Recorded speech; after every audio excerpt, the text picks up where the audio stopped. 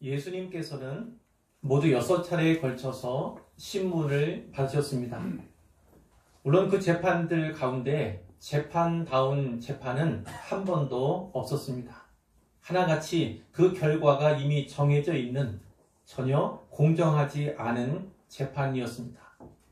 첫 번째 신문은 안나스에게 받으셨습니다. 안나스는 당시 대제사장이던 가야바의 장인이었습니다. 직전 대제사장이기도 했죠. 예수님은 잡히시던 밤, 요일로 따진다면 목요일입니다.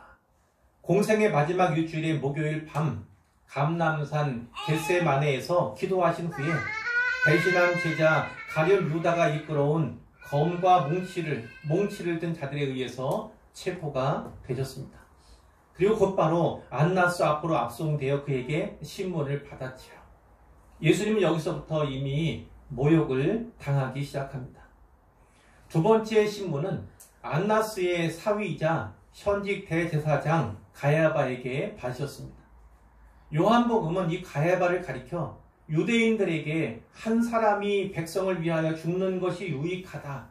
한 사람이 백성을 위하여 죽는 것이 유익하다. 이렇게 권고하던 자라고 묘사하고 있습니다. 그 한 사람은 아시는 것처럼 예수님을 말하는 거죠. 예수님을 죽이기 위해서 혈안이 되어 있던 자가 바로 이 사람입니다. 이 두 차례의 신문은 목요일 밤부터 금요일 새벽까지 한밤중에 이어졌습니다. 그 다음으로 예수님은 산헤드린 공회에서 신문을 받았습니다. 산헤드린 공회는 대제사장, 서기관들이 포함된 백성의 장로들의 기관입니다. 그러므로 예수님은 이 공회에서 공식적으로 종교 재판을 받으신 것입니다. 산헤드린 공회가 금요일 새벽에 새벽 일찍이 열린 것으로 보아서 공회원들 사이에 이미 치밀한 사전 모의가 있었음을 알 수가 있지요. 누가복음에 보면 그들이 예수님에게 이렇게 물었습니다. 네가 그리스도이거든 우리에게 말하라. 예수님은 내가 말할지라도 너희가 믿지 아니할 것이다. 그러나 이제부터는 인자가 하나님의 권능의 우편에 앉아 있으리라. 이렇게 말씀을 하셨습니다. 이 말씀은 예수님 자신이 하나님의 아들이시고 하나님의 그리스도이심을 인정하신 겁니다. 그들이 한 번 더 확인을 합니다. 그러면 네가 하나님의 아들이냐? 예수님은 이 질문도 피하지 않으셨습니다. 돌려 말하지 않으셨습니다. 너희들이 내가 그라고 말하고 있느니라 이렇게 말씀하셨어요. 내가 진실로 그러하다 이런 말씀이죠. 그러자 그들이 이렇게 말합니다. 어찌 더 증거를 요구하리요? 우리가 친히 그 입에서 들었노라. 신성 모독을 빌미 삼아서 그들이 원하던 대로 이 종교 재판에서 사형을 확정한 것이죠. 하나님의 아들이며 하나님의 그리스도인 예수님은요, 자기 자신에 대해서 진실을 말하고도 신성모독이라는 누명을 쓰셨습니다. 네 번째 신문은 빌라도 앞에서 있었습니다. 빌라도는 당시 로마의 총독이었죠. 이스라엘 내에서 지위가 가장 높은 로마의 권력자가 바로 이 사람이었습니다. 대제사장들은 산헤드린 공회와 의논을 한 후에 예수님을 결박해서 빌라도에게 끌고 갑니다. 왜 이들이 예수님을 로마 총독에게 데려갔을까요? 당시의 모든 사형 선고는 로마의 재가가 필요했기 때문이에요. 유대인들이 예수님을 관정으로 끌고 갑니다. 이 관정은 빌라도의 임시 거처입니다. 그는 지중해 연안에 있는 가이사라에 주로 거주하고 있었습니다. 그런데 이 최대의 명절인 유월절을 맞아서 수많은 유대인들이 예루살렘에 모여드니까 치안 유지를 위해서 임시로 관정에 머물고 있었던 것입니다. 빌라도가 관정 밖으로 나가서 유대인들에게 물었습니다. 너희가 무슨 일로 이 사람을 고발하느냐? 그러자 그들이 예수님을 행악자 이렇게 표현하면서 고발한 이유를 드는데요. 그 내용이 누가복음에 이렇게 기록되어 있습니다.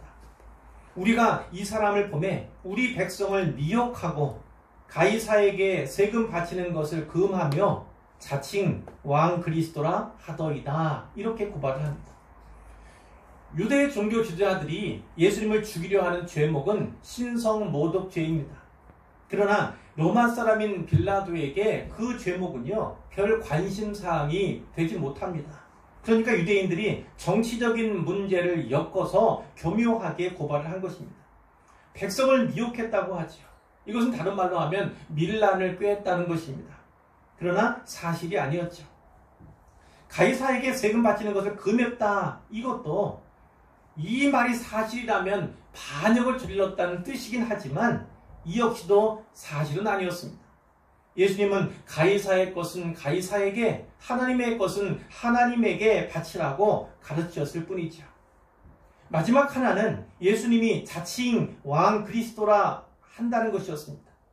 빌라도에게 그리스도는, 메시아는 무의미한 사안입니다. 다만 자칭 왕이라는 표현은요, 성격이 조금 다릅니다. 빌라도는 로마 총독이었어요. 만일 이스라엘 땅에서 밀란이나 반역이 일어나면 그것을 진압하는 것이 그의 책무입니다. 사전에 그 징후를 포착해서 밀란이나 반역을 미리 방지하는 것은 더 중요한 일이겠죠. 그러니 어쩌면 빌라도는요, 많은 군중을 몰고 다니던 예수님의 사역을 정탐하고 예수님에 대해서 정보를 수집해 왔을지 모릅니다. 그리고 이 유대인들이 고발하는 내용이 단지 시기에서 비롯된 사안임을 알았던 것 같아요. 요한복음에서 빌라도는 그들에게 이렇게 말합니다. 너희가 그를 데려다가 너희 법대로 재판하라. 그를 데려다가 너희 법대로 재판하라. 이렇게 말해요. 그러자 유대인들이 무엇이라고 말합니까? 우리에게는 사람을 죽이는 권한이 없나이다. 우리에게는 사람을 죽이는 권한이 없나이다. 이렇게 대답을 합니다. 우리가 이미 예수는 죽어 마땅하다고 결정했으니까 총독인 당신이 사형을 언도해 달라는 요청을 하고 있는 것입니다.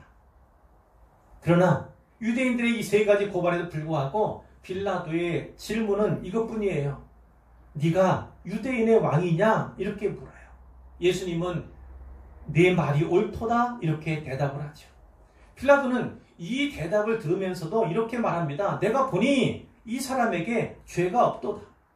이 사람에게 죄가 없도다 이렇게 말해요. 빌라도는 예수님에게서 그들이 고발한 내용에 대해 아무런 죄도 찾지 못했음을 말한 것입니다. 우리가 더욱 강하게 말을 해요. 그가 온 유대에서 가르치고 갈릴리에서부터 시작하여 여기까지 와서 백성을 소동하게 하나이다. 그들이 말한 것 중에 갈릴리에서부터 시작하여, 예수님은 갈릴리에서 자랐잖아요. 거기 성장했습니다.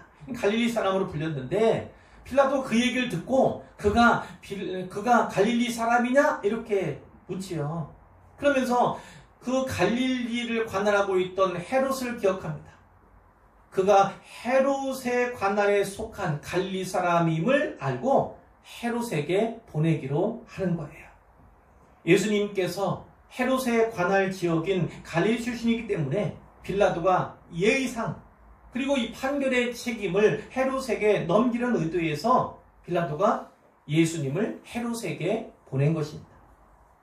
그때 헤롯이 예루살렘에 와 있었어요. 그는 갈릴리 분봉왕이었습니다. 하지만 명절을 맞아서 예루살렘 헤롯 궁에 올라와 있었던 거죠. 이렇게 해서 예수님은 5번째로 헤롯 앞에서 재판을 받으시게 됩니다. 이 헤롯은 헤롯 대왕의 4 아들들 가운데 한 명이에요. 정식 이름은 헤롯 안디바입니다. 헤롯 안티파스 이렇게도 말합니다. 그는 아버지 헤롯의 사후에 갈릴리 지방의 분봉왕이 되었어요. 헤롯 안디바가 유명합니다. 근데 그 유명한 이유가 무엇이냐면 세례 요한을 그가 죽였기 때문이에요. 그가 이복 동생인 빌립이 있는데 그 빌립의 아내인 헤로디아 그와 불륜을 저질렀어요. 그리고 그 여자를 차지했습니다. 그때 세례 요한이 이 일에 대해서 공개적인 비판을 가했거든요. 망신을 당한 헤로디아가 기회를 엿보다가 딸 살로메라고 하는 딸이 있는데 그 살로메를 시켜서 세례 요한의 머리를 요구한 것이죠. 춤췄어요. 잘 췄어요. 그러니까 아버지가 얘기하는 거죠. 네가 원하는 거 다 해주마.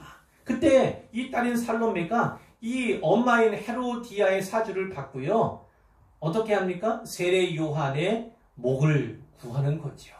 그 약속을 지키려고 세례 요한의 목을 베어서 그를 죽인 사람이 바로 이 헤롯 안디바였던 거예요.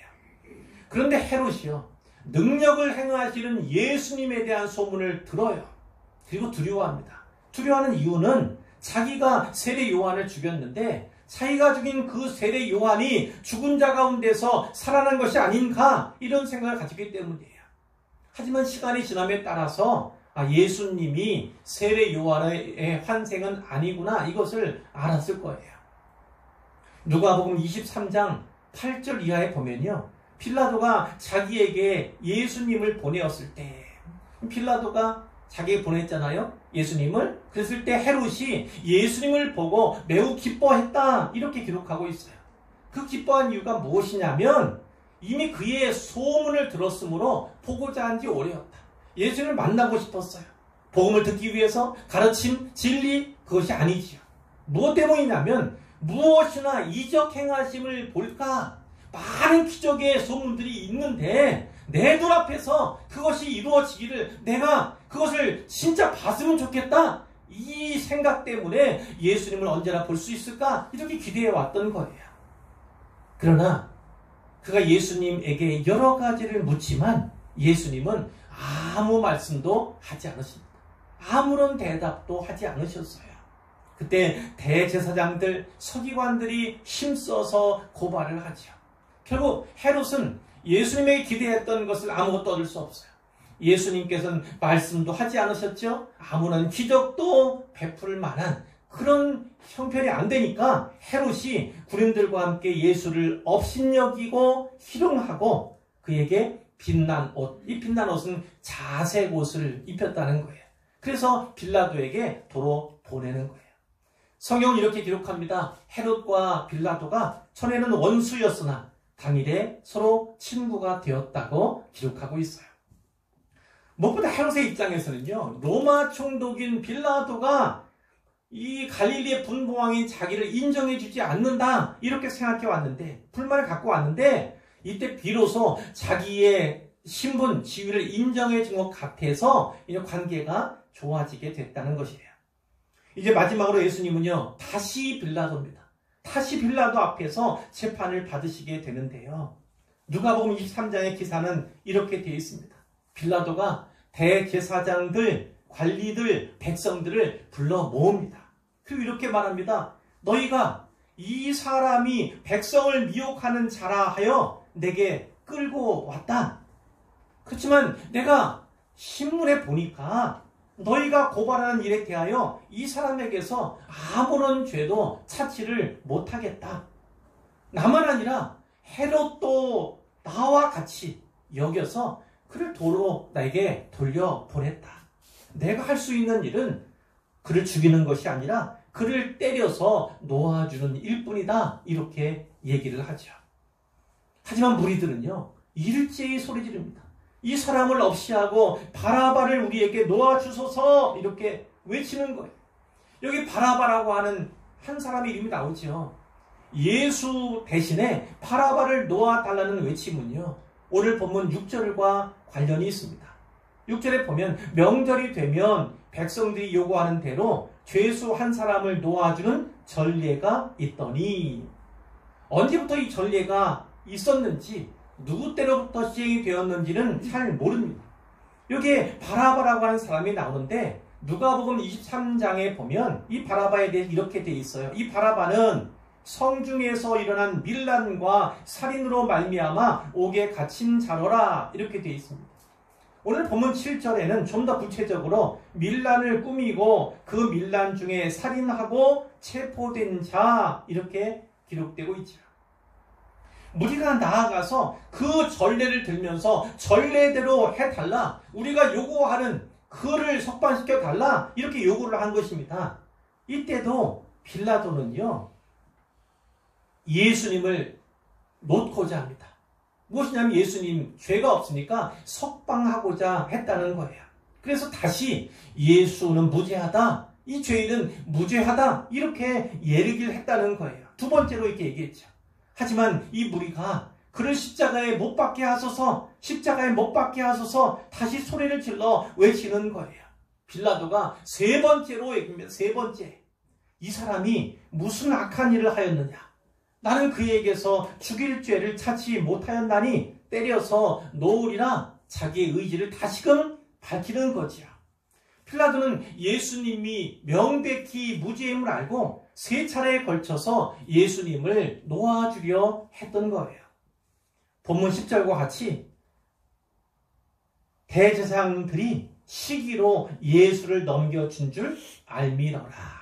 예수가 자기 앞에 잡혀온 이유는, 여러 가지 죄목으로 고발된 이유는 대제사장들이 그를 시기했기 때문이구나, 이렇게 그가 판단했다, 이 말씀이에요.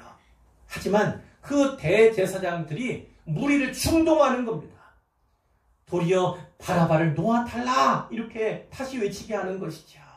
큰 소리로 외치면서 예수는 십자가에 못 박으라, 이렇게 요구를 하는 거죠. 성경은 그들의 소리가 이겼다, 누가복음에 이렇게 기록하고 있어요. 빌라도가 그들이 구하는 대로 하기를 언도하고 그들이 요구하는 자, 즉 바라바는 놓아주고 예수는 그들에게 넘겨주어서 그들의 뜻대로 하게 했다, 이렇게 기록되어 있습니다. 그 이유가 마태복음 27장에는 이렇게 나타나고 있어요. 빌라도가 아무 성과도 없이 도리어 밀란이 나려는 것을 보고, 이렇게요. 이 무리들이 혹시 밀란을 일으키지는 않을까, 그것이 걱정이 돼요. 치안 문제가 발생을 하면 이 본국으로부터, 당국으로부터 혹여나 문책을 당하지는 않을까, 그런 걱정 때문에 이들의 뜻을 도와주었다는 거예요. 뜻대로 행했다는 것을 말하는 거예요. 오늘 본문 15절에는 또 다른 이유가 있는데, 빌라도가 무리에게 만족을 주고자 하여요. 역시나 한 사람, 그리고 다수 가운데서 다수를 택하는 거예요. 한 사람을 위해서가 아니라 다수를 위해서 일하는 것이 더 합리적이겠다, 이런 생각을 한 거고, 예수님을 채찍질하여 십자가에 못 박히도록 넘겨주게 된 것입니다. 예수님은 이와 같이요, 목요일 밤부터 금요일 아침, 목요일 밤부터 금요일 아침까지요, 불과 얼마 되지 않잖아요. 그 시간 동안에 무려 6번의 재판을 받으셨어요. 대제사장들과 사내들인 공회에서는 답이 정해진 재판을 받으셨고요. 분봉왕 헤롯, 그리고 2번에 걸친 빌라도의 재판을 통해서는 그분이 무죄함을, 죄 없으심이 분명하게 증명이 되었습니다. 하지만 빌라도는 무리의 뜻에 따라 예수님에게 십자가형을 언도하고 말지요. 여러분, 유대인들은 왜 빌라도에게 예수님을 십자가에 못 박기를 구하였을까요? 왜 그분을 십자가에 못 박게 해달라고 외치고 또 외쳤을까요? 사실 그들이 십자가형을 요구한 것은요, 매우 놀라운 요구였어요. 십자가형은 로마의 반역죄를 범한 사람을 죽이는 로마의 형벌이었으니까요. 유대인들은요, 그 사형 방식을 매우 혐오했어요. 무척이나 혐오스러워했습니다. 그럼에도 불구하고 그들이 십자가형을 요구하는 것은 바로 이 때문이에요. 신명기 21장 23절에 이런 말씀이 있습니다. 나무에 달린 자는 하나님의 저주를 받았음이니라. 나무에 달린 자는 하나님의 저주를 받았음이니라. 이 율법의 말씀이 있거든요. 이 말씀을 잘 아는 종교 지도자들이요, 예수님이 나무에 달려 죽기를 원했던 거예요. 예수님을 십자가에 못 박아 죽일 수 있다면 예수님의 생애와 그분의 가르침과 그분의 모든 사역을요, 송두리째 부정할 수 있으리라 여겼기 때문입니다. 하나님께 저주받은 인생으로 결말 지을 수 있다고 그들은 믿었어요. 이것이야말로 유대 종교 지도자들이 가장 원하던 것이었어요. 그렇기 때문에 그들은 단지 예수님의 죽음만 아니라 십자가형에 의한 죽음을 도모했던 것입니다. 그리고 그들의 뜻대로 예수님은 저주의 십자가를 지셨고 거기서 죽으셨어요. 하지만 놀랍게도 이 일은 우리를 위한, 우리를 향한 하나님의 구원의 경륜 가운데 핵심 중에 핵심이었던 거예요. 유대 종교 지도자들은 예수님을 희생시키고자 애썼지만 하나님께서는 그들의 악한 뜻을 사용하셔서 그리스도를 희생의 제물, 대속의 제물, 화목의 제물로 삼으신 것입니다. 예수님께서는 십자가의 죽으심으로써 저주받은 자라는 낙인을 스스로 받으셨지만 자기 백성을 대신하여 죄에 대한 하나님의 저주를 감당하심으로써 우리를 죄 가운데서 해방시켜 주신 것입니다.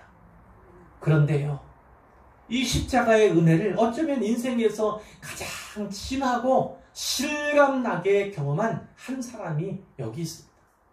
바라바라고 하는 바로 그 사람입니다.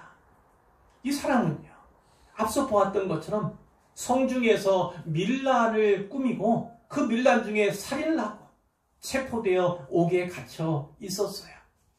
이것은 그가 로마 정부에 대항해서 반역을 도모하고 반란을 시도하다가 붙잡혀서 옥에 갇혀 있음을 말해줍니다.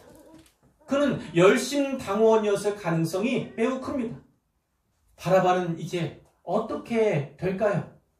그는 지금 옥에 갇혀 있지만 사형을 면할 수 없을 것입니다. 로마 정부는 반역과 반란죄에 대해서 십자가형으로 엄히 다스렸거든요. 그에게는 죽을 날이 시시각각 다가오고 있었습니다. 십자가 앞에서도 담대한 사람은 아마 없었을 거예요. 그런데 그가 갑자기 석방이 되었습니다. 6월절 명절을 맞아서 일단의 무리가 백성들이 요구하는 죄수를 석방해주는 그 관례를 들고 나왔거든요. 물론 로마 총독 빌라도는 전혀 예상치 못했습니다. 유대인들이 예수 대신에 바라바를 선택할 줄은 꿈에도 몰랐습니다. 만일 짐작이라도 했다면 빌라도는 그들에게 예수와 바라바 가운데 한 명을 선택하라, 하나를 택하라, 이렇게 양자택일의 기회를 주지 않았을 가능성이 높습니다. 결국 예수님은 죄수 바라바를 대신하여 십자가를 지게 되셨어요. 그날은 아마 십자가형의 집행이 예정되어 있었을 것입니다.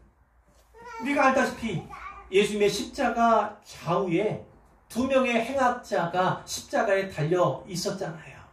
갑자기 십자가형이 집행된 것이 아니라는 말입니다.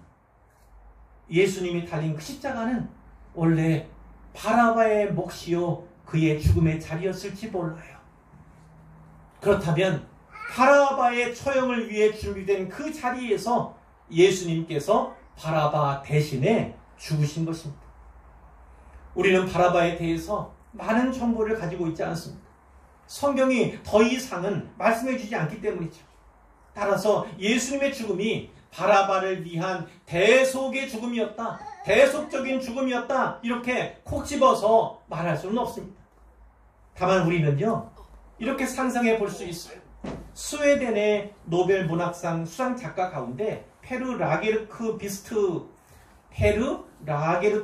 비스트라고 하는 그런 작가가 있는데요.